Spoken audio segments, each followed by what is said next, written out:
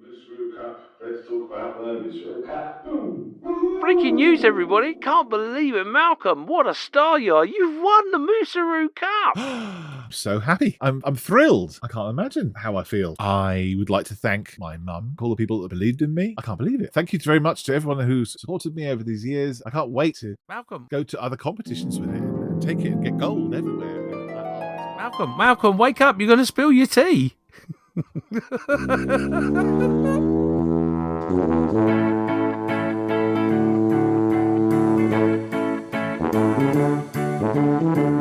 Hello and welcome or welcome back. I am Malcolm Childs. And I'm James Giffins, and we are Just Making Conversation. The podcast where we discuss the ins and outs of the model making hobby that brings us joy and pain in equal measures. From Primer to Primark and everything in between, we are just going to make conversation. Remember, there are other podcasts to listen to. Plastic Model Mojo. The Scowl Model Podcast. Or Plastic Posse Podcast. On the Bench. The Model Geeks. The Sprue Cutters Union. Small Subjects. Built Sideways.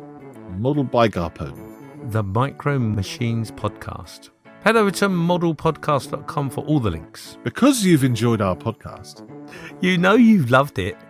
Consider leaving a 5-star review as it promotes this podcast for more people to enjoy.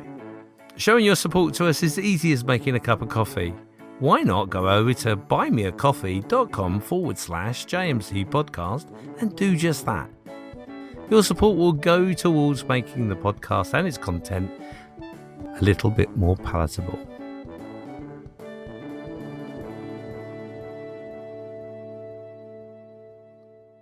In this episode, we're just going to be making conversation with Carl Robertshaw, the awesome model maker of last year's spectacular Dambuster Lancaster. Inspiration has never been so boldly displayed. Bringing art into our world and opening up the question again, are we artists or just model makers? So to find out all the nitty-gritty of just how this idea came to life, it's a no-brainer to get the model maker in that hot seat.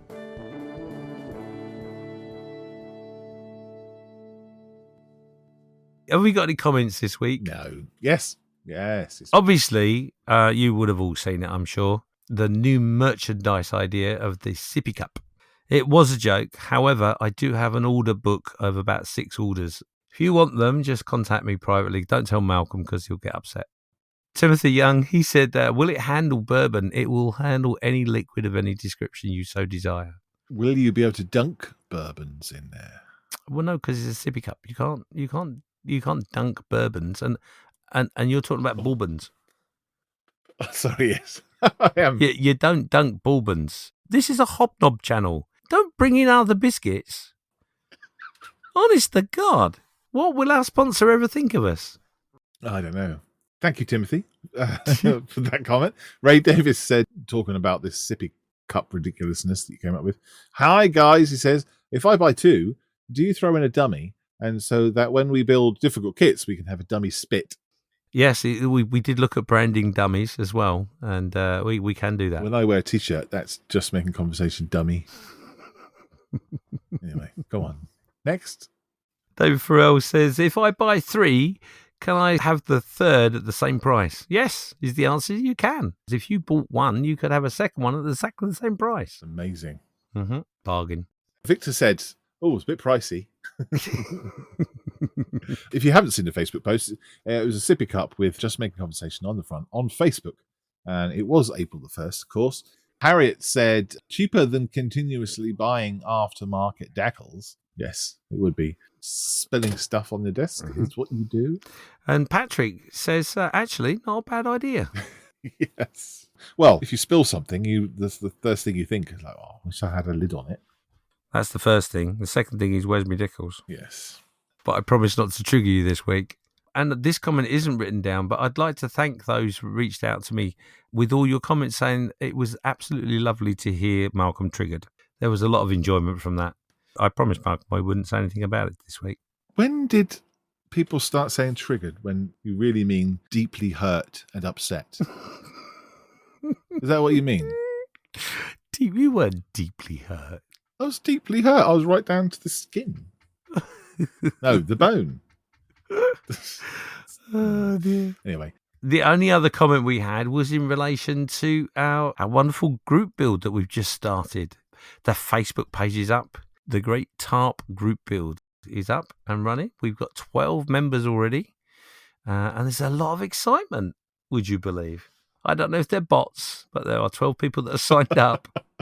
So yeah, about the Tarp build, Ken Reed and both Ron Milne separately suggested to me that we called the Great Tarp build Tarp of the Morning to you, which I think was very clever. I will be using that phrase, but for a slightly different reason.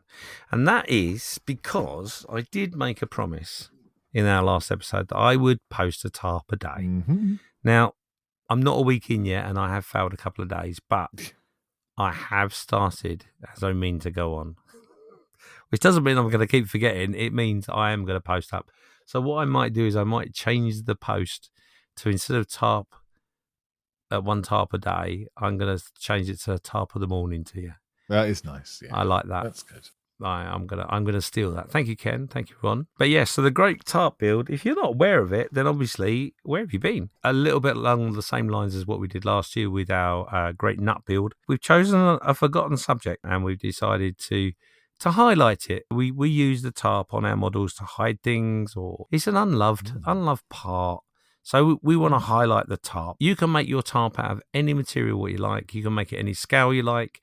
You can stick it over whatever model you want. It could be a tarp on its own, lost in the woods. Oh, It could be anything, absolutely anything. Lost tarp.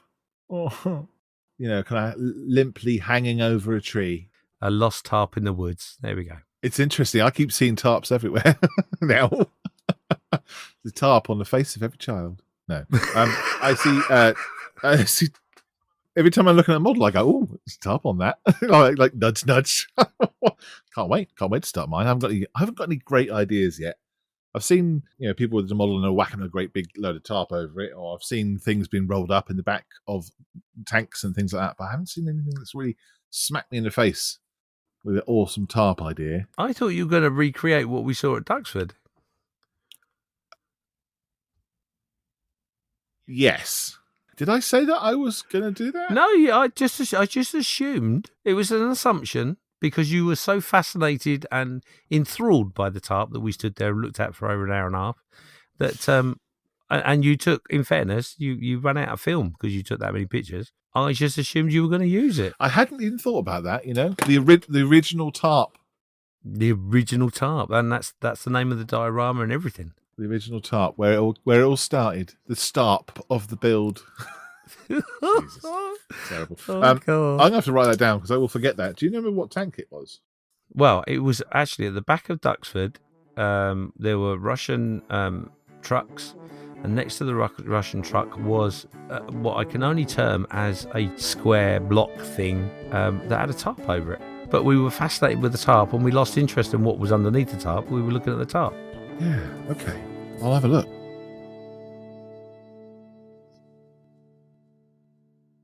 Moosaroo Cup, the Moosaroo Cup. Let's talk about the Moosaroo Cup. Boom! Woohoo!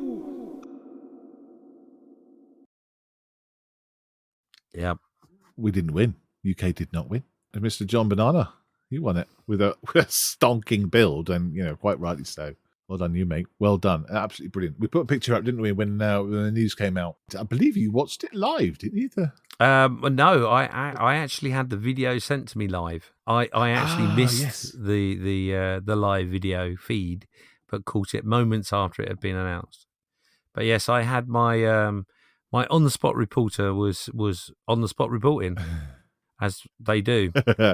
If you don't know what the Moosaroo Cup is, it is a competition between the scale modelling podcasts ran by IPMS Hamilton in Canada, sternly supported by the folks at Lightspeed Global. They do everything, run everything, write the theme tune, sing the theme tune, everything. Yeah, and they send us all a kit, and we build it, and we try and beat everyone, do the best build. This one was a Mustang. It was tricky, as I've said before, but well done to John. Or JB, as they call him, on the Plastic Posse. Well done. It's a beautiful thing.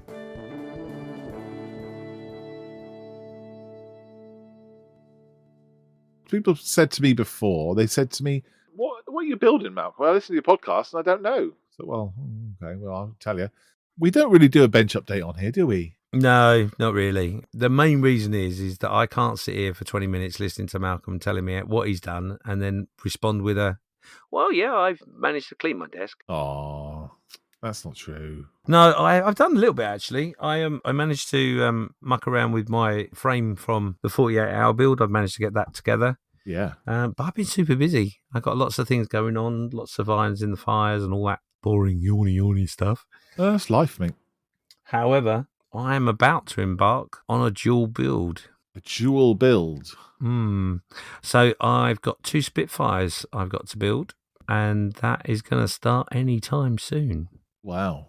Oh, I can't wait to see that. That'll be a YouTube video, isn't it? But so basically, to put some meat on the bones, I've got the new Airfix 124th Spitfire, and I'm going to build it alongside the old 124th Spitfire and do a comparison video of what's in the kit. So, yeah, it'll be a couple of series long. That's cool. I'm waiting for some paints to arrive from my wonderful little man. And, yeah, I'm going to crack on. So I'm at the point now. As soon as I know that paint's in the post, I'm going to start actually bending some plastic. Cool. Well done. I'm doing the Models for Heroes group build, which is the Shelf of Doom group build.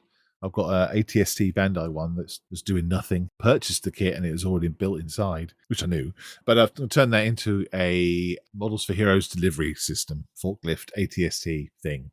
I'm turning into like an old JCB as well, yellow and got chipping on it. And yada yada. It's awesome. Oh, thank you. Yeah, we'll have to put pictures up of these things now we talk about them. Yes, we will. Write that down. Yes, I'm writing it down right now. I can hear muffled screams from next door. You can? Yeah, muffled noises and shuffling. Do we have someone in the green room? Oh, we might do. Did we forget? Yeah. I think we probably did. Didn't we have someone go into the green room last week? We've forgotten about them. Have they been in there a week already? Maybe they had. Yeah. Should we go and see if they're okay? We better go and see if they're still there in one piece. Yeah, so we've got Carl Robertshaw, who is the builder of the Lancaster that everyone saw in Telford, and we're going to interview him. So We're going to play that interview now. We'll edit it in like he was here. Well, by the time you listen to this, he would have been here. What I'll do is I'll edit it to make it smooth. Oh, that'll be a first. I might need a wee shortly. As now, didn't Mummy tell you to do that before you came out? Yeah, she usually does. Usually says empty your tanks before you go out. Didn't say drop tanks. That'll be something else. Just empty tanks. No, that's completely. That's yes. Anyway, we're supposed to be doing an interview. Carl, we're live. We will just go straight into it. Brilliant. Do you want to introduce yourself? Would you like to tell us and the listeners why you're here and why you think you're on Just Making Conversation? Okay, so my name's Carl Robertshaw. I'm a designer, been working in the events industry for the last 25 years.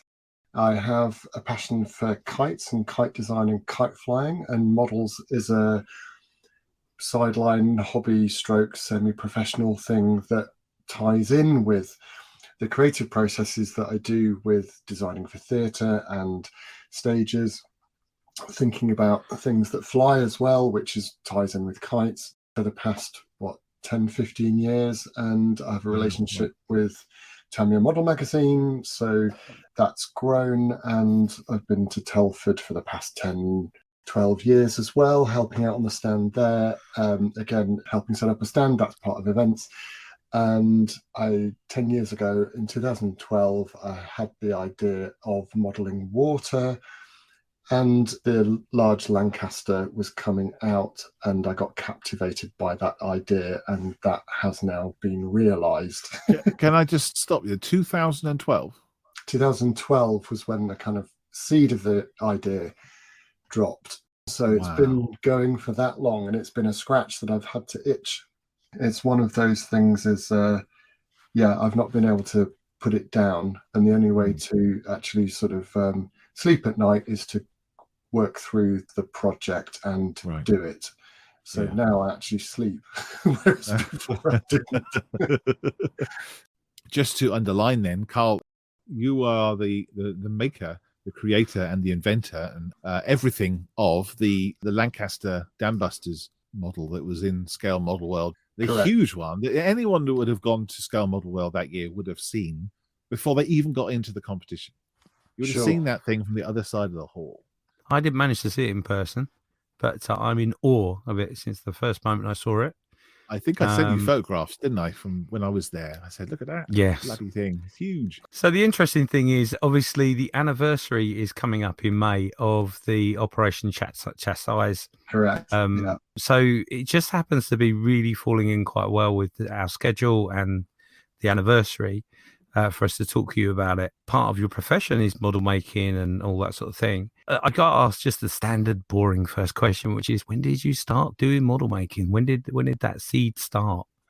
Gosh, it was with my dad, with a lot of kids, and I was probably 5 or 6. And the kit that I remember, I was going to say us making, so he made it, and I mean, my brother didn't do very much, but it was a 747. I think it was the Airfix, first Boeing 747, which probably everybody's built, back in those days.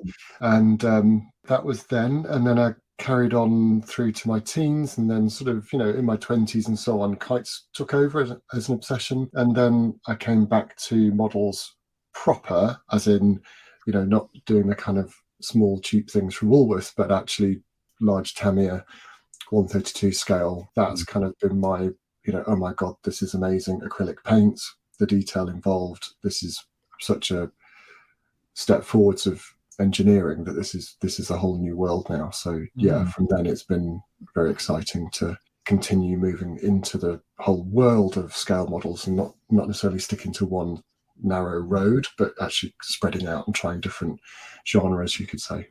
You mentioned kites, and I'm interested in that as well. And I wish I could do a whole nother podcast on that, because that sounds really interesting. How does the kiting and the model making mix? I've always grown up making things, and I'm fascinated by how things work.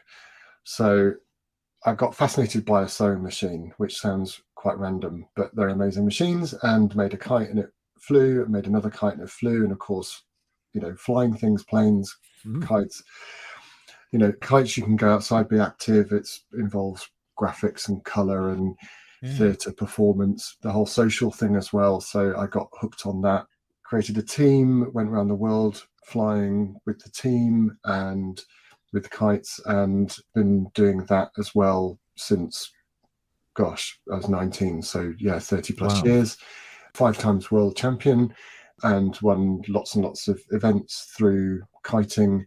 So have friends all over the world through that world, as it were. So that's kind of another subculture, nerdy, geek sort of world, if you like, which is very similar to kites. And actually quite a few people who I know through the kite world, I'm friends through modelling, and I know them through models more than I do through kites. But it's a very parallel pastime interest, if you like.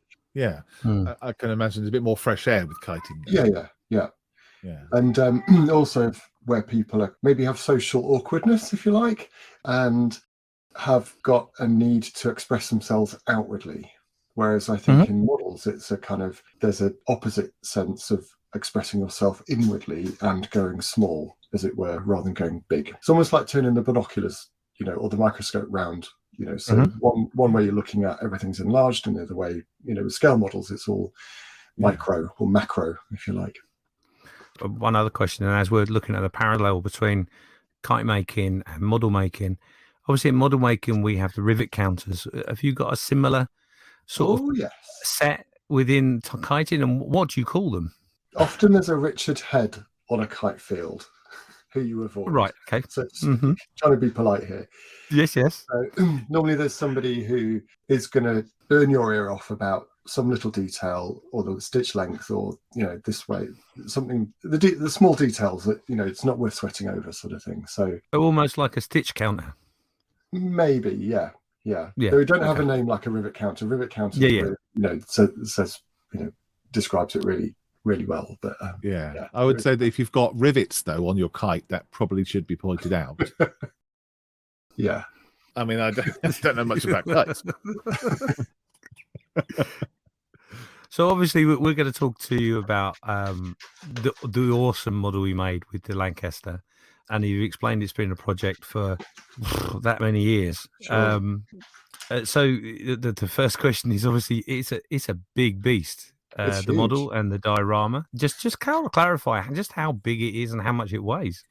So the model itself, one question people say is, how do you store it? Because this is not a kind of small model shoebox size. I've actually got it here. So Careful, mind your back. Yeah, I mean, you can see it, but Oh, wow. it's huge. So it's got a wingspan of 1 meter. So for listeners, Carl just reached to his right and pulled over what looked like a small car. It is.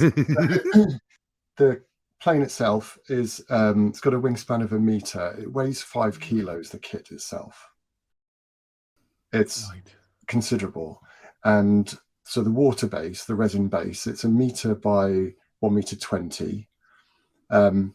It's a MDF box, and the top layer is kind of a tray, if you like, with 3 centimeters of resin. Mm-hmm. So when you think about, the base weighs 50 kilos. So with work, I have a van, Mm-hmm. and I have a wheelie trolley thing, for carting heavy things around. So that goes hand in hand with me being able to cart this thing around. And then there's a steel frame, which is like a picture frame, as it were, the slots on the outside as well, so it gets slightly bigger. So I had that commissioned because I ran out of time actually building the whole thing to get it ready for Telford. So that was commissioned. So that's this folded steel, powder coated or painted frame. And then the plume of water itself, that doesn't weigh much at all, and that's carbon fiber armature inside it. So the whole thing breaks apart. So doesn't travel as one thing. The plane travels in its own box with its wings sticking out the side, a bit like a kind of oversized aircraft in a hangar. And strapped down like every other model is, with foam in the bottom and cocktail sticks. No, I didn't imagine that at all. I think you would be transporting it that way, but yeah. And it's fairly secure. You can hold it upside down and all sorts. And people often say, "Oh, you must drive really carefully," but actually, that's the secure bit, sort of thing. Yeah.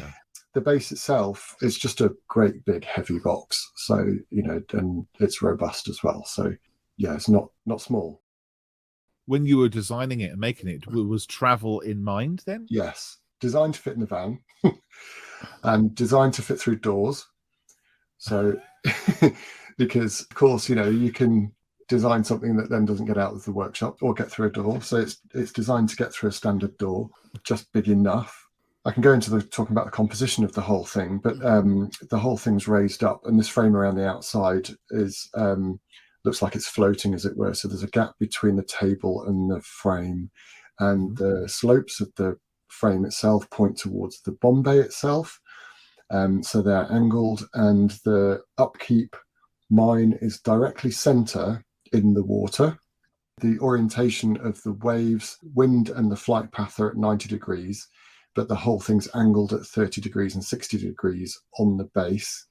Right. So that it's got dynamics, as it were, which means that one wingtip hangs over the outside. And of course, with the scale, working out from the Imperial War Museum footage, the black and white footage from Reculver, May the 12th. So there are 2 tests on that day. One was a little bit higher than the other. The low one is the one that I went with. There's a whole detective work as to which aircraft it actually was. But yeah, so working out the actual height as well. So then the height obviously plays into this, so that the base is raised up, so that what you're doing when you're viewing it on the table of Telford, so specifically designed for Telford. So the standard person would view the aircraft in the same eye line as the film still footage. Oh my God. Oh, wow. Oh my So scale, in terms of size, it's all composed to suit the viewer's point of view, to replicate, you're looking wingtip to wingtip, as it were. So your eye level is parallel with the aircraft. Did you have to measure the height of a table at Telford before you started designing it? Yeah. That's incredible. And did you work out the average height of a British man or woman? This is so when you hand pictures in a gallery, the center of the pictures should be at 1.50 meters. Right. So going with that concept, as it were, that's roughly it. So really the aircraft itself is kind of hovering with the wings at about 1.50 meters off the floor. That's amazing. Wow. I thought pouring a load of resin was impressive. That's a level of detail that I admire. It truly amazes me that you would go into that level of consideration. We did a podcast a while back on Series 1 about considering the room that you're in when you're judged. Yeah. Okay. So we talked about you might be influenced by who you are hanging next to in a gallery, for instance. Sure. You might be influenced by the title card might be printed badly. All those things go along to how you consider a piece of art. Yeah. But obviously, you'll come from that kind of a background as well.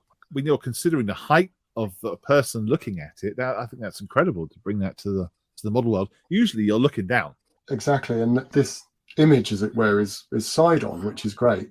But also, the models are also placed quite close together. So I sort of wanted to get a bit sharp elbow with it, as it were. So make the frame give a bit of breathing space around it. So this, often like with typography or anything like with music, you need the pauses help to make the phrasing better, as it were. So in terms of the visual space around it, this could be sort of crowded, if you like, or kind of hemmed in.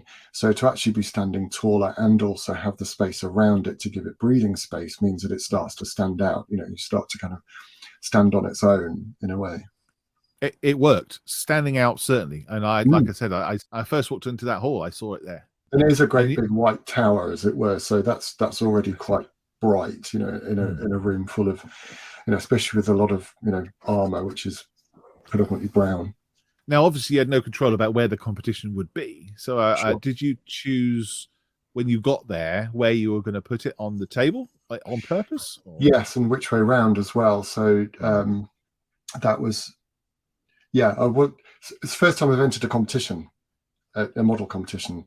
And with my kite flying competition experience, I said I wouldn't enter models in competition because I know how judging goes and how objectivity and subjectivity is and all of that. But actually, like you say, it's a really good gallery. So it's a good place to put something like this, which how does it get an audience where it's not, the idea is that this goes to a museum. Competition table is such a great gallery, as it were, where people are coming to look at, and also it's a way for me to commit to myself in terms of creating something on a timescale, but out of a standard that's worthy of actually being on this table. So, yeah, I certainly thought about which way around it would be, which way it's facing, what end of the table and so on. So, yeah, interestingly, when we turned up, they had about, for the aircraft dioramas, they had about the amount of space that there was for this model. For mine, that was it. So we asked, could we have a bit more room? No, a bit more room. No, bit more room. And a bit more room, because obviously it was going to grow. So yeah, it needs to be put in beforehand, before all the other models are in, because of the weight of it. It's going to shake the table basically. Right. And then also it needs to come out afterwards. So you're the first in and last out with something of this weight. Gosh, did you have to warn them that it was coming? I did, yes. Of course, because the tables have to take the weight as well. So it's spread over 2 sets of table legs. So, yeah. Wow. So all these things you don't think of. When you walk into a competition, all these things you don't think of. Well, I've been thinking about it for 10 years. So it's that thing of, it started with the idea of how do you model water? Because you see quite amazing, these amazing ship models, and, the water's done well or it's not so well, and it's the make or break of the whole thing. But how do you model water really well? So that was my sort of line of inquiry, if you like, that sort of got me started in this. And then the Dambuster story was so evocative and incredible that that's a great big, so it's got so much magnetism, so much gravity that pulls you right in. And and then Hong Kong models were coming out with their large Lancaster, and then we had to wait. When they had announced theirs, then Wingnut Wings announced their version. So then it's a dilemma. I chose to wait. through lockdown, through the closing of Wingnut Wings, and then subsequently Border bringing theirs out and waiting for that to come out. So there's a long gestation period to potter around on the computer to draw this up. Also, the base I'd made in 2017 ahead of time as well. So the water in the base was all done. Was it cured? Oh yeah. Okay, yeah. Just took a while. So that was all done. Finished that off in lockdown. So before I even had the model. So wow, yeah. I didn't expect any of that. A little bit of planning, but yeah. And people often ask as well. It's like, isn't it expensive? Well, yes, it is. And I could never spend that much money. Well, I haven't bought any other kits. So I've made stuff for Tammy Model Magazine, so I've done that. So I've been getting the odd kit here and there, but I haven't bought anything. So all my focus has been on this. This is my sort of itch that I need to scratch, sort of thing. So I've been quite not determined, what do you call it? No, focused on the on the approach to it. But in fairness, over that period of time in which it's taking you to build it, and you've not bought any models in that period, then realistically, when you break it down to how many models you may have bought, it's suddenly cost effective for what you've done. Exactly. Because it's taking you so long to do. So, yeah, that makes complete sense. I mean, the actual kit itself took 5 weeks. Wow. So, again, this is another one where people go, really? So I was working minimum of 12 hours a day to get it done. And I cancelled all work, basically, and just dedicated it, because this is, I've put so much time and effort into getting that far. By the time the kit came out and I was free of work, I had 5 weeks up until Telford. So I finished at 5:20 in the morning of Telford. Wow. So I arrived very wired, and that first night I did actually sleep. If it took that long to make the base and plan it and everything else, did you not consider then just wait until the Telford after this Telford coming? Well, if I did that, I'd be really frustrated, because it's taken so long to get this far. And me being me and being quite obsessive, and when I go for something, I go for it. I want to get this done. I want to see the back of it. I want to see it on the table. That's my goal. Mm-hmm. I've been living with this idea for so long. I need to do everything I can do to get this across the line. So I think I was in the process of, I think I can do it. I know how to run a project. I did a multi-million-pound project last year called Pollinations in Birmingham. Mm-hmm. So I was design director on that. So working with project managers and production managers. So I know how a project can run, and I know the pitfalls and so on. So I know how to forecast and also work through the process methodically, but also at a pace to get across the finish line. So that was, it's looking tentative the whole way through, but actually by the time you get to kind of put the last few little photo etch bits on, and then build the box for it to transport, then you can get in the car and then go. Yeah. That was the checkered flag, if you like, that I was aiming for. So, and it's not my typical way of working. The precursor to this model, in terms of the scale of it and how big it was, I did a McLaren MP44, the Senna McLaren, which is on my Instagrams, which was for Tammy Model Magazine, and it was going to be a sort of diary build. That took 3 years to build on and off, because it just took, I'm just very slow.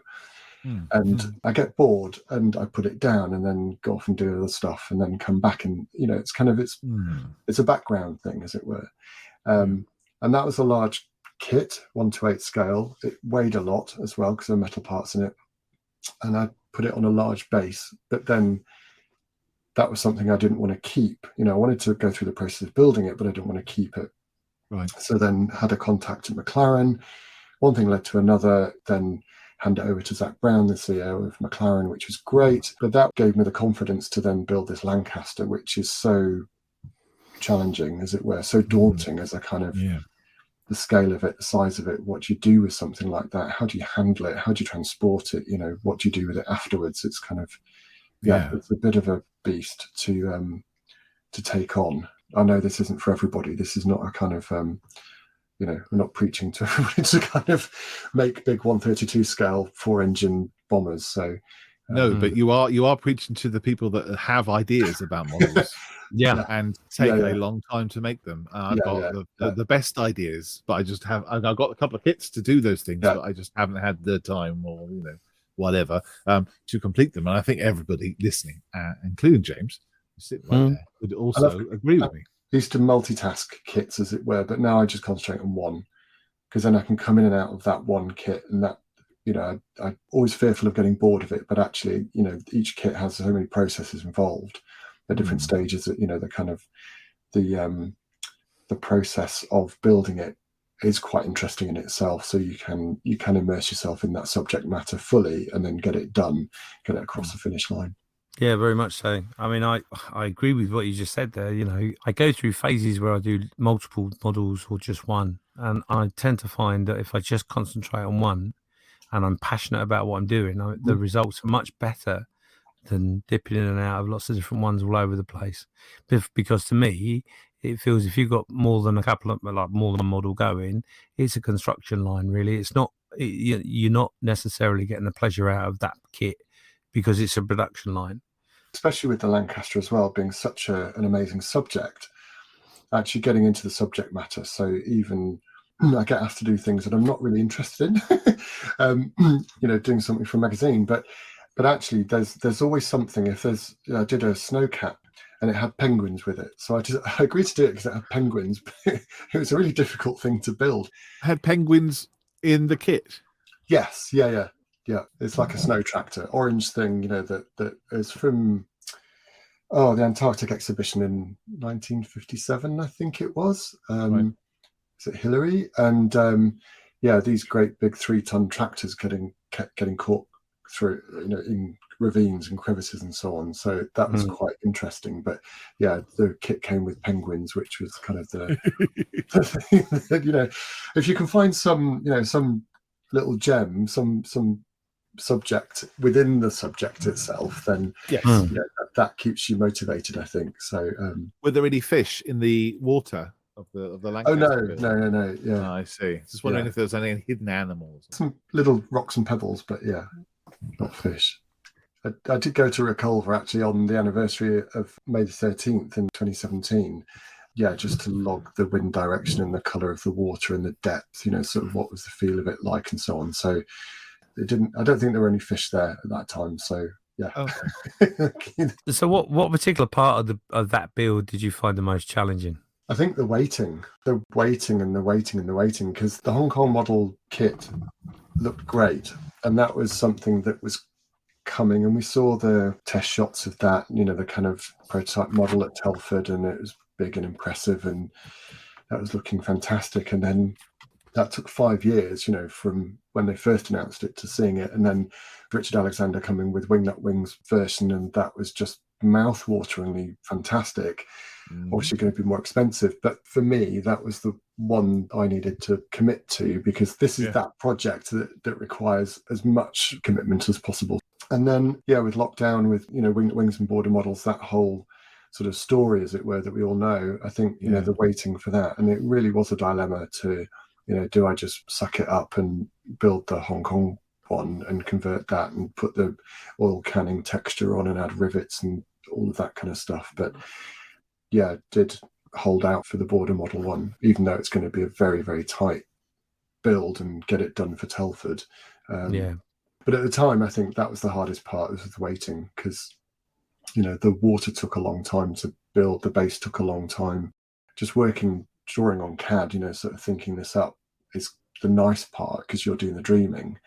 Actually doing the build part, building a box is quite standard. Doing the resin, that's a whole world of discovery. But there's a whole load of YouTube people out there, who you can go to YouTube school and learn all of that stuff, which is brilliant. You make mistakes, and I put gloss gel on the top to make the waves, the little ripples, and didn't like that. So I spent 2 days scraping all of that, bust my hand, scraping it off with a chisel, for instance, and then take it all back and then work out how I'm going to do the surface. And that was a whole other layer of resin. So basically that's discovering, how to mold that with a stone and plasticine and do silicon molds and stuff. So basically it's just it's an exercise in learning. and then the resin water is a whole other thing, and then the kit itself is kind of the going to say the easy bit. It's not easy at all, but that's in familiar territory sort of thing. So once you're building the kit, that's the home straight. But the hard part was the weighting. With the actual physical splash, is that built up in sections, or how did you achieve that? Because it just looks phenomenal. Actually, it's just trial and error. So I all sound quite flippant, so I'll try not to sound flippant, but it is a case of experimenting with materials that you've got and looking at how people have done it before. So things like cotton wool or wadding make good fluff. I have different types of wadding in my workshop, as you do. And this one is wadding that's from sleeping bags. So it's quite fibrous. It's not got, cotton wool has kind of almost like snowballs in a sense within the fluff, as it were. Yeah. This doesn't. This is quite open, so it lets the light through quite well. So I just tried with using bits of snow and wooden scenic snow and micro balloons and so on with resin, with drawing a bit of this through, and also trying a bit of white paint in the resin as well, making it white. And just basically what I ended up doing was pulling a bit like a clump, like hair, sort of through with rubber gloves on, through a bowl of resin, and just drawing it out a bit like you sort of pull seaweed out of or pasta out of a pot, for instance, and then just laying it down on some plastic sheeting, let it go off, and then you've got lots and lots and lots of spears, lots of shards of these watery spray pattern pieces, as it were, and then it's a case of flower arranging. So they're pinned onto the foam, which is around the carbon fiber armature, cantilevered armature. Follow the silhouette of the photograph. Imagine what the backside of it looks like. Do a little kind of rough sketch. Pin it in, and once it's all pinned in with large hat pins, basically, is then pour other bits of resin through it, and it becomes quite hard. And you can kick it around a bit. It's quite a robust thing. Yeah. So it lets the light through, which is really important because it needs to feel like it's. This is the thing with sprayed water. The water's actually clear, but it's the whiteness comes from the refraction of light. So if you can replicate that in the model, that's the hard bit. That's the trick. Gotcha. Nice. Gosh, that's awesome. So it's the white is created by the same mechanism that white foam would be created in. Yes. Yeah. That's awesome. So there is some snow sprinkled through it. I've got a bit of dirty water at the bottom, for instance, that you can sort of see coming up. But basically, it's wadding that's just been drawn through clear resin, and then it's just left. And what it does, it sort of, when it's layered up like that, it just refracts the light and it looks white. So whatever the lighting condition is, so you talked about, you asked about, you didn't know where it would be positioned in Telford. Actually, it can be positioned anywhere because it'll just pick up the light and pick up the environment that it's in. So kind of it sits into the space it is. You said that you used material from sleeping bags. Yes. Yeah. So what tog is best? I don't know. This is just what I had. So I just imagined you had lots of different types. Yeah, it's not that super winter ones, really. Arctic ones. It's really just going through life with your eyes open and thinking, oh, right, I'll pull from that source, and experiment and make a load of mistakes, and being prepared to, accepting going into it that I'm going to make a load of mistakes. I just need to rectify certain ones that I don't like and keep the happy accidents. So there's I've got a piece here, actually. I kept it. I don't know if I'll show. So the actual dried resin, just the clear resin, looks like water droplets themselves. But you can see that on we'll put some close-up photographs of the water on this, I think, as well, so I can send that through to you. And that shows actual water droplets as well, so that looks really realistic. So it's all frozen in time. That's really cool. I absolutely love it. I mean, it's interesting that we spend our days looking at the floor, finding the best gravel and the best roots, exactly, that look like trees. And that's what we do, isn't it? We're looking for the things that look small. I think, like with a painting, for instance, it's paint on a canvas. It's not real skin.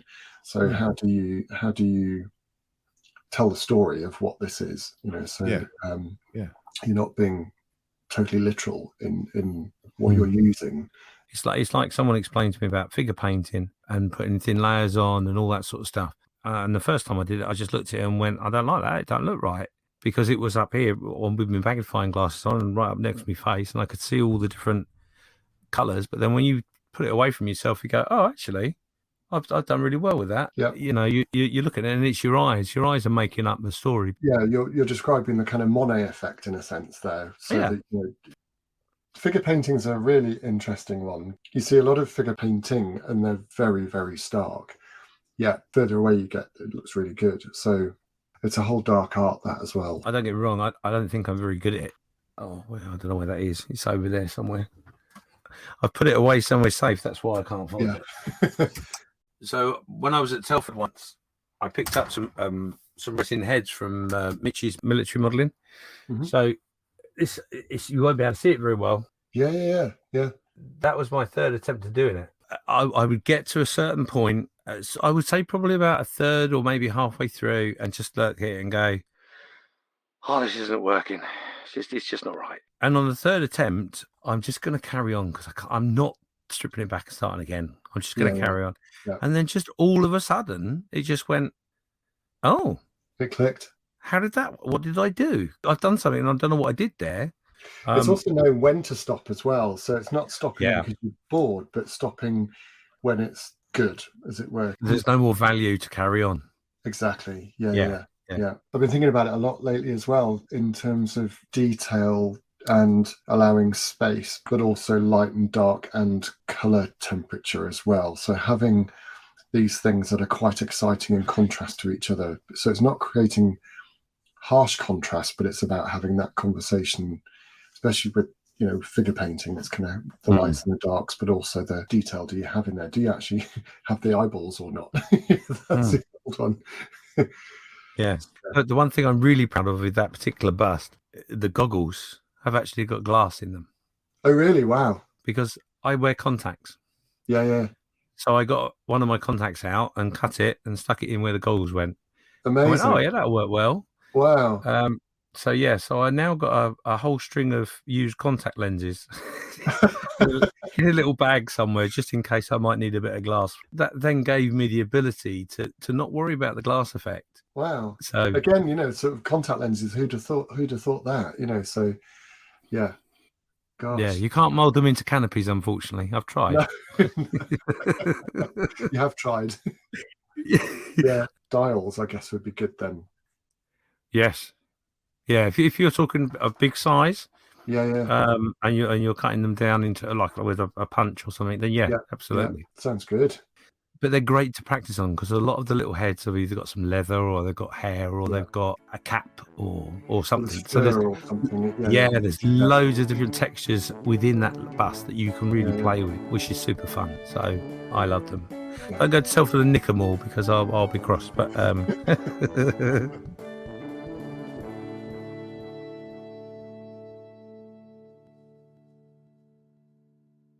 Hey, model makers. Are you tired of being told what colors to paint your models? Are you tired of the mainstream paint companies controlling your creativity? Well, we have the solution for you. Our model paints come in every color imaginable, including colors you've never even heard of before. For example, British Tooth Yellow, Blood Pressure Pink, Urinal Cake Blue, and our new Nipple Brown. So take back control of your model making and try our paint today. Hugh will love it.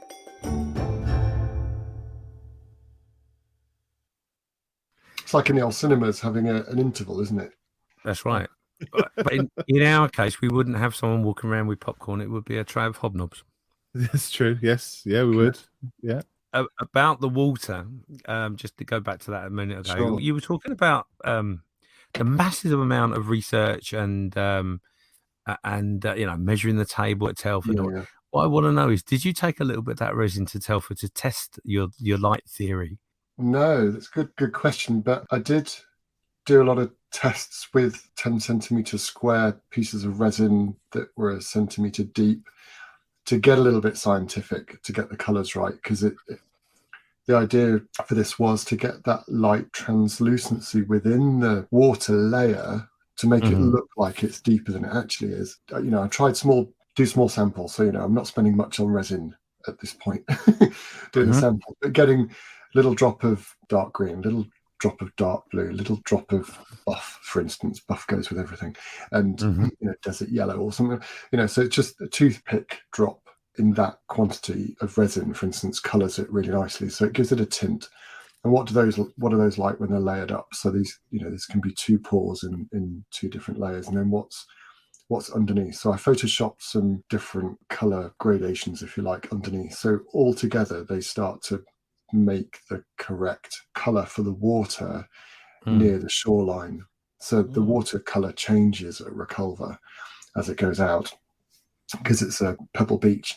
The pebbles have a certain colour, and then that mixes with the water layer and with the light, the light quality as well there. So actually going there on a walk was really key to that. So so I didn't test at Telford, but I figured that if this ties together as a whole, it doesn't matter, because the lighting at Telford is variable, you could say.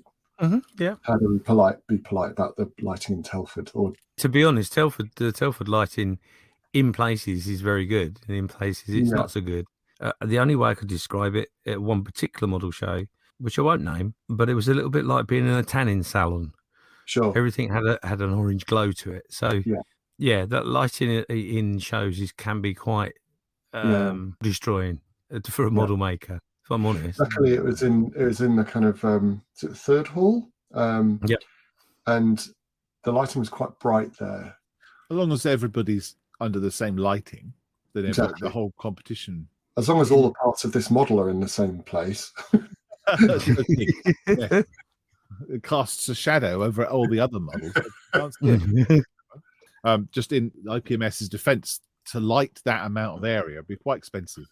It's the Telford, it's International Centres lighting, not IPMS. They're not in control of it, but we're not in control of the lighting that is in the hall wherever we might take this. So different shows do light things specifically or not, and there might be daylight flooding in, for instance, like there was from the Euromodel Expo, and they've got large skylights, so there were large sort of shafts of light creating large shadows on the models there. So that changed as well through the day. So depending on what time you're seeing it, and it's varied. With the particular story in which you've chosen to tell with the Lancaster, is there any personal connection with that at all? It was something that I saw. It started with the idea of the water, and then the connection with aircraft, because my thing's flying, so aircraft and water together. That was my initial hook, if you like, and then getting into it, it's like, oh right, Barnes Wallis, hello. Being an inventor and marbles and skipping marbles across water and so on. And then, you watch the film 1,000 times, and my old studio, and there's a brown plaque on the wall near Haberdasher's School, and that's for Barnes Wallis. And it's like, look into that a little bit more. And then you watch the YouTube videos about the similarities between Star Wars and the Dambusters, and then you start to get into that, and I'm into Star Wars. So I don't have a personal connection, but there are lots of lines of interest. That's why I kind of had to do it. I was just compelled to do this thing. It was a calling in a sense, rather than just an interest, as it were. It's not. This is not something I can't do. So I just have to do it. I guess you have to kind of see it that way to be able to build something as big and as grand as that. You really need to get into it. It's not something you could just have in the background. One question at Telford, one guy said, was the resin expensive? And I just said, yes. This is not a money-saving exercise. I've spent a considerable amount of money on this project, but yes, I'm committed to myself and the idea to do that. And also it will stand out for all the reasons it does, for instance, and it deserves that. Yeah. What other questions did you have at Telford? Any that annoyed you, or any that you liked? There was one guy right at the very end who was hanging around on the fence waiting for me to pack it down, because this has to be done after everybody else has packed theirs down, because the thing's so heavy. You don't want to knock anybody else's, relative terms, fragile piece compared to this great big beast of a base. And he was hanging around, and he was just stood there watching. And he said he's just waiting for me to dismantle it. As soon as I slotted the Lancaster off and put it in its box, he was sort of a bit miffed because it's so simple. And then the plume slots off. So the question that people ask is, how do you transport it? And it's in 3 pieces, basically. So the base is one big box, and then the plume is separate. So that's the right piece of the arm. So think of it like a kind of angle poised lamp in a sense. Right. They're fixed joints, but basically each piece slots off. And I've used carbon fiber kite rods and joints for those. So it's kind of very secure engineering, or very firm brass tubes and carbon fiber. So it keeps it light, but actually the whole thing slots off itself. Yeah, so the whole thing can go in the van. So what was this chap miffed because it was so easy, because there was no spectacle? Yeah, there's no magic to it. I think he was waiting for something special, and actually it was so simple that the plane just slotted off, because it's got 2 carbon fiber rods that run parallel in the fuselage that are epoxied in, and those 2 sort of spigots that stick out of it where the rear turret is, they just slot out of the tubes that are in the plume, and then the plume just slots off as well. So it was very simple. That was the other conundrum, as it were. How do you make an aircraft look like it's flying and held in motion, especially when it's cantilevered over, in this case, over the water, without the kind of perspex rod sticking out the back end, which it's effective, but you see how it's done, sort of thing. So there's no magic. How do you do this where there's no magic, where you're hiding the magic, as it were? And that's what that's what this was. This hides the magic really well. Actually, when you peek behind the curtain, so to speak, it's really simple. A lot of people have asked as well, the props should spin. Why aren't they motorized? And that was a big conundrum with this, because it would look good and it'd have some movement, and things that have movement attract your attention. But actually the dynamic of the water and the stillness of the whole thing, where it's captured in a millisecond, like the film image, the film still. I thought about not having the propeller blades on, but just having the cones. Looks like an aircraft in flight in that sense. I don't know how the judges might mark that down. I don't know. I'm not experienced in competition, so put the blades on, and actually they're just frozen in time. So the whole thing's just a freeze frame. I'm with you on the time freezing thing. We've spoken about this before. I mean, the good thing about your particular depiction is that you're using a picture. You look at the picture and you can see the stillness in the picture. Although, from what I recall, you had a series of pictures with the main frame highlighted that you were working on. Was that right? So to show the film, that we've seen before, but show and just highlight which actual cell is from the So I think for that choice, it is very, very much the right choice. But and it's always been. I can do what I want. Everybody. That's right. I mean, I'm a great one for that. It's your model, and I might not necessarily understand all I might not interpret everything you're trying to tell me with your model, but certainly in this particular scenario, everything you did. Actually, now you've explained the amount of research, the amount of effort you've gone into. I can understand why it looks like it does. Sure. It's the honest truth. The thing with working on it so much is that you can start to justify each thing. So it's not a decision on a whim or because I feel like it. There's a justification behind each element to it, as it were. So it becomes quite thorough, I think, in that sense. Yeah. Reflecting on what Malcolm says is, it's the one thing I'd love to see my model aircraft flying. But I'm not a fan of the perspex rods. I'm just not a fan of. I'm not a fan of a brass rod because that looks even more odd. But it just doesn't look right to me. But that's my interpretation. It's not that it's wrong, because that's not the case at all. It's just the way my brain processes that what I'm looking at. It just doesn't look right to me. We've spoken about this before, me and Malcolm, and I quite like lights on a model to a point. But as soon as you put a flashing light on, you then, as you alluded to earlier, you then introduced a movement within a still model. Exactly. Yeah. And those two don't work, in my opinion. I think that's the problem that railway layouts suffer from, isn't it? Everything else is still. And the railway, the trains and then the carriages, and it was all moving. And it'd be lovely if everything could be moving. And obviously they try with trucks moving around and lights going on and off, and ultimately it's static, and I don't know about I don't feel right about mixing those two still and moving things, but Sure. each their own, Yeah, I said we weren't going to poo-poo railways, and I haven't. Okay, so don't write in. No, you haven't, not at all. And I would say that if you ever get the chance to go to the, I can't remember the exact name of it, but the place in Hamburg where they've got the big world, model. Oh my God! I mean, I've said it a billion times. I'm not a railway fan, but if you want to go and see a layout, that's the layout to go and look at, because it's just awesome. There's just so much going on. I mean, don't get me wrong, the fact that they've got an airport where they have model planes flying in and out, it's just amazing. So, yeah, movement in a model is always seems a bit weird to me, and there are ways of simulating movement which should be adequate enough, I think. But obviously, you've taken on this amazingly long process, long project, and you've had effectively a year off.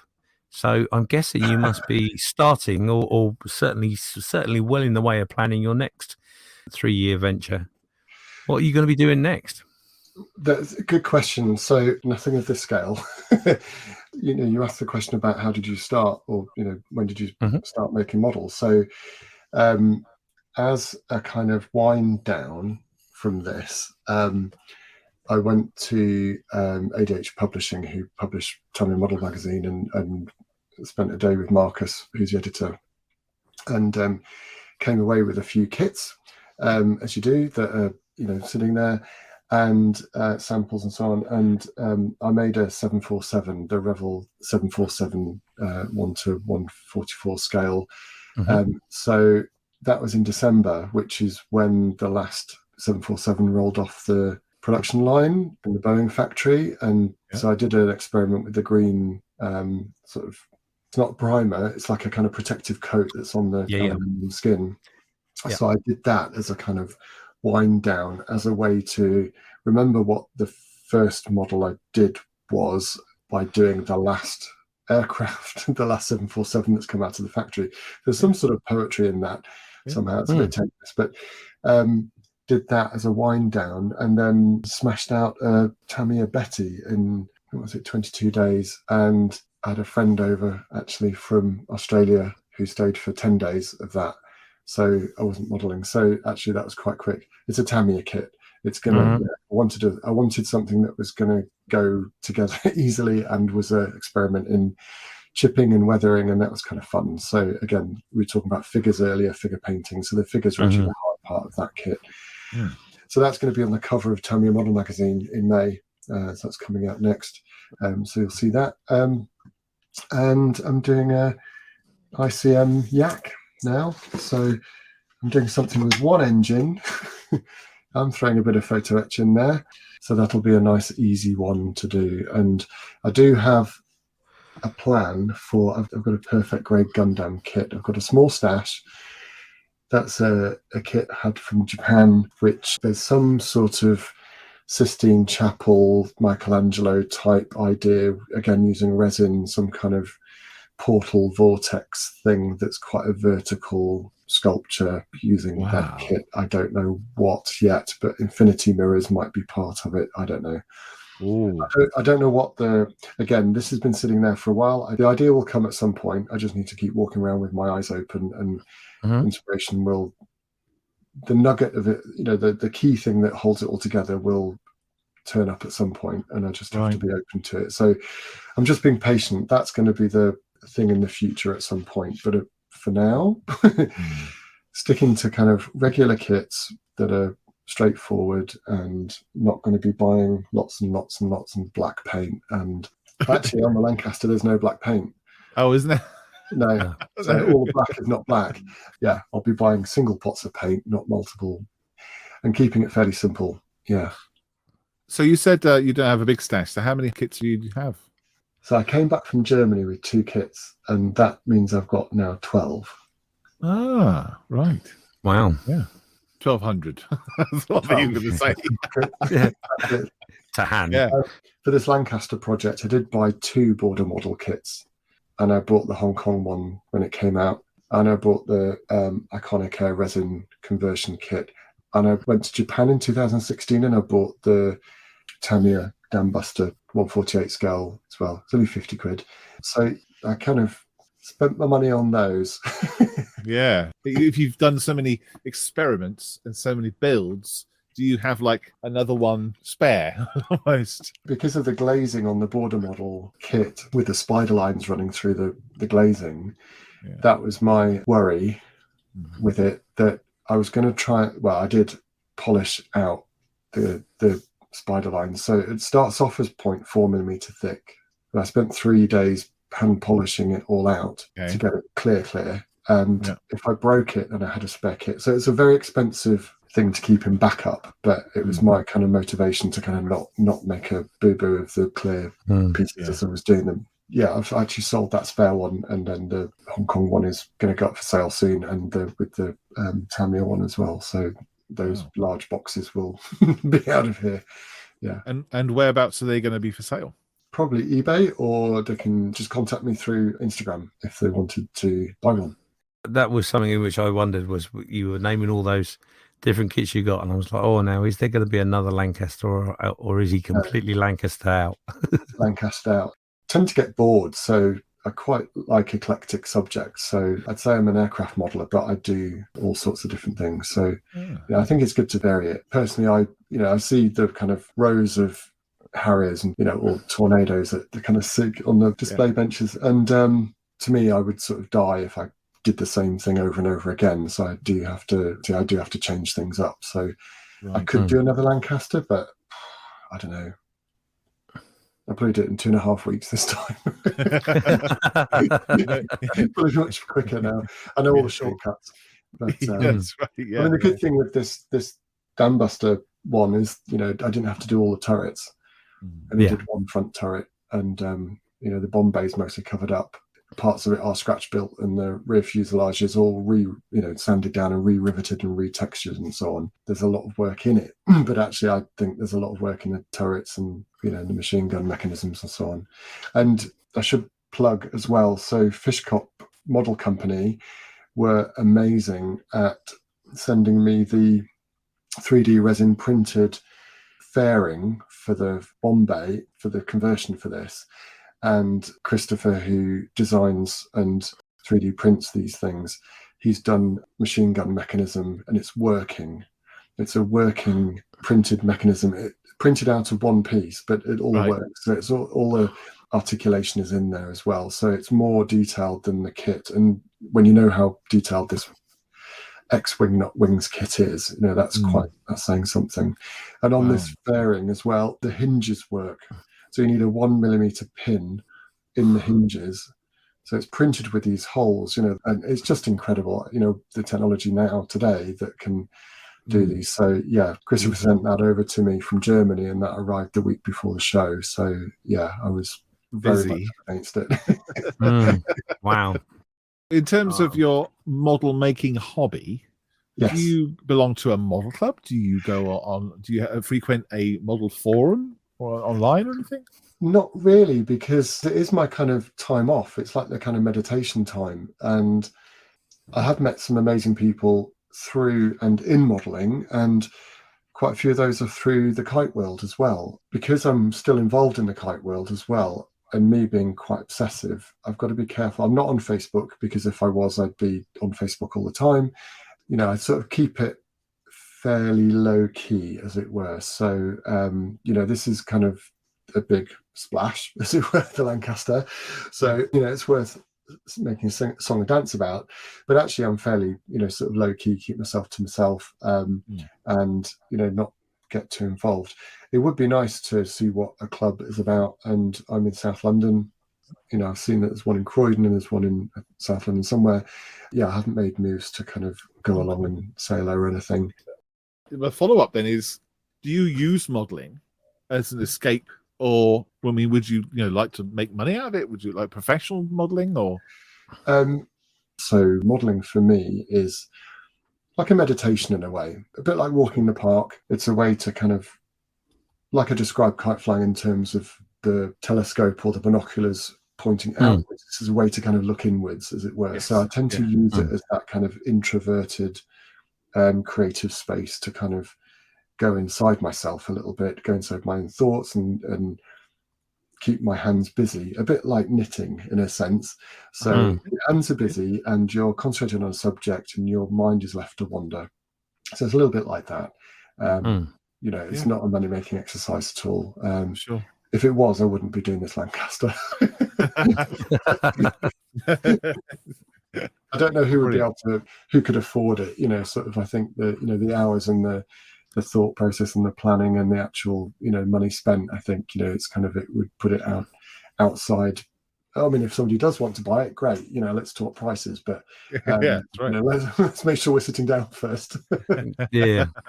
I don't think modelling for me is a money-making exercise. Right. Yeah. Okay. And in fact, probably completely the opposite then. Yes, I would have said for you. Yeah. Money-wasting exercise. Money-wasting. Yeah. But sanity-inducing. Absolutely. And, you can get through your day possibly a bit easier.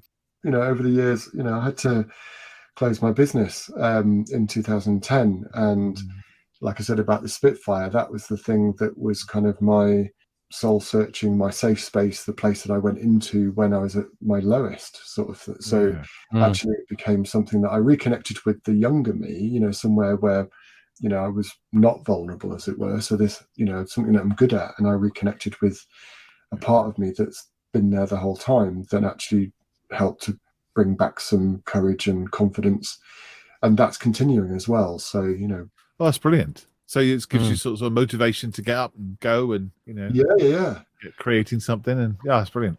Yeah, definitely. That's what model making does for so many people. It just gives them the ability to cast away their general days or general world stuff that's all sat on their shoulders, and concentrate on a little bit of something in front of them that gives them that release.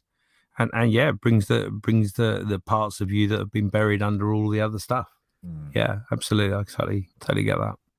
Where can people find you on Instagram? So my Instagram is CR_scale models.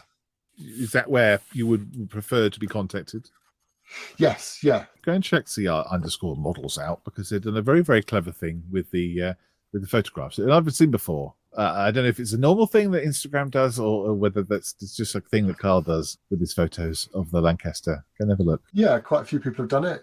It's a grid, basically. So there's another app that you can go to that creates that, so it does it for you.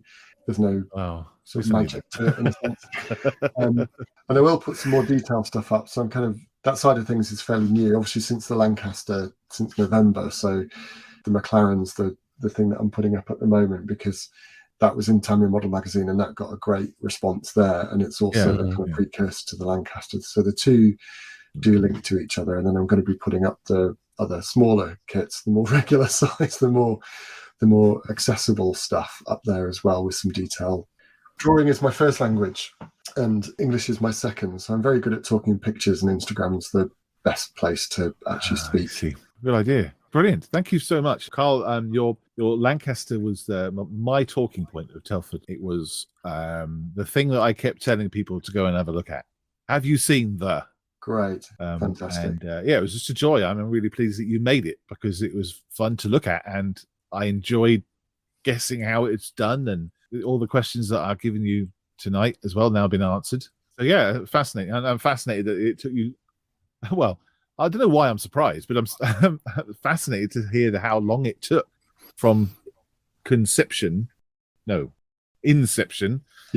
the reality and it done. It's interesting, that period of time. But thank you very much for coming along, Carl. Thank you. Great. Thank you for having me. Been a pleasure. I mean, for me personally, it was the model of the year last year. Oh, amazing. And you are actually the first modeler I've actually contacted and asked permission to use an image on a front cover of a calendar.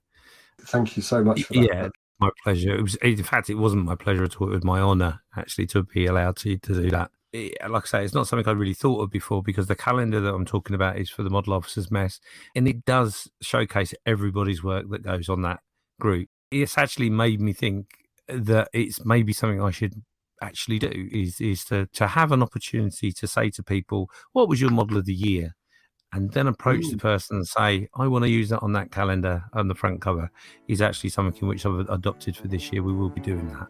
I'm so jealous of Malcolm for the fact he saw it in person. But yeah, congratulations. Honestly, it's a wonderful piece, without a doubt. Thank you. Cheers, Carl. Take care. Thank you very much.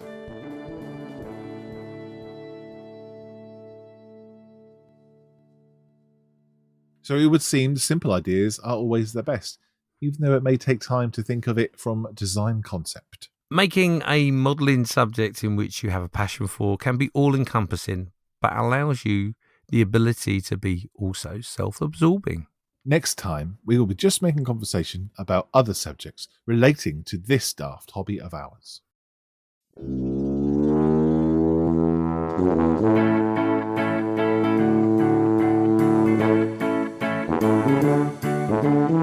You have been listening to Just Making Conversation with James Skiffins. and Malcolm Childs. Follow us on Facebook where we post photos, updates and other nonsense. Find us on Spotify, Amazon Music, iTunes, Google Podcasts, and all the others. Let us know what you've just been making and what your thoughts are on the conversation in this podcast. Thank you to the following supporters from buymeacoffee.com JMC Podcast. Oh, here we go. Elliot Capredi, Adam, Kieran, Trust the Lagoon, Craig Nichols, Elliot, Robert Lane, Dean, Mike Shelley, Ivan Build a Model Kit, Callum from Micro Machines Podcast, Paint All the Middies, Peter, Brad, Warren, Tim, Black Rifle, John, Julian, Chuck, Mark, Bakawawi, Simon the Jersey Gent, Steve Lee, Costas, Mark, Ray, Neil Twice, Mike, Robert, Andrew Jew, Tron, Mike, a second time, Jeff, Richard, Lynn, Gordon, and 8 others. If you do show your support, leave a name so we can paint the Roll of Honour on the tail of the next episode. You've got to do that before the music runs out. Mm-hmm. And those names are getting longer. They are. That music ain't getting any shorter. I got a news flash for you. We are going to shorten the names. So if you haven't given us a cup of coffee, since season 2, we will be removing your name from the Roll of Honour. What? So who said that? When did we decide that? I just said it. Because it does say in what we just said, if you show your support, leave your name, we'll print it on the Roll of Honour of the next episode. So in theory... Oh, I see. Yes. The thing is you're painted on the aeroplane that is Just Making Conversation. You know, your name is painted on there forever. They don't go, we're going to stick it on there for this week, and then next week, going to rub it off. Oh, I gotcha. You're there forever. Oh, forever. Yeah, I don't know how we're going to deal with it when it gets longer, but if we ever get that many listeners. Well, there you go. There's a challenge, listeners. The more names that are up there, the more difficult it will be for us to read it. And you'll be tuning in to Just Making Conversation, reading names. Goodbye. Oh, yeah, goodbye.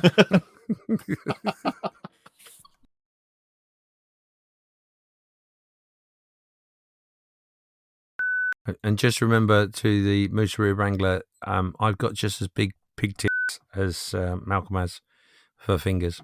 I thought you said Malcolm has big tits then. Did you say pig tits? Pig tits. Pig tits. Pig tits. For goodness sake, honestly. You're going to get in trouble. I'll cut that out.